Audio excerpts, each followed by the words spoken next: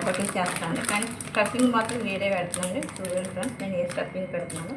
కొంచెం మైదా, కొంచెం సాల్ట్ వేసుకోవచ్చు, చిటికెడు పసుపు అండి. దీంట్లోనే మనం ఇది కొంచెం కొంచెం వాటర్ చూసుకుంటూ వేసుకొని కలుపుకోవాలండి, చపాతీ పిండిలాగా.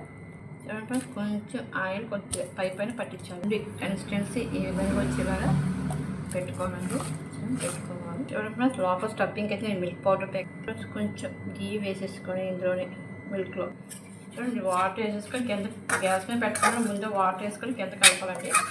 అంతా వాటర్తో బాగా మిక్స్ చేయాలి, ఇలా కలపాలండి. ఇప్పుడు నెయ్యి వేసుకొని వాటర్ వేసుకొని పిండి మొత్తం మంచిగా ఉండలేక కలిపి మనం గ్యాస్ మీద పెట్టుకొని కలుపుకొని ఉండాలని.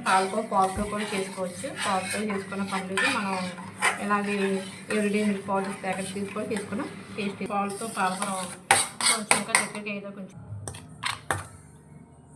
కాచుకుంటే బాగుంటుంది. సో నేను అంతే ఇంకా అలాగా దాన్ని కొంచెం ఇంకా మనం ఇలాగా ఇంకొక ఇంకా అంతే అండి. ఇంకా మన కోవా అది పక్కన ఇంకా నెయ్యితో కాల్చుకోవాలి, ఈ పక్కన ఆ పక్కన ఇంకా అంతే అండి. మన బొబ్బట్టు అయితే రెడీ అయిపోయింది, కోవా బొబ్బట్టు.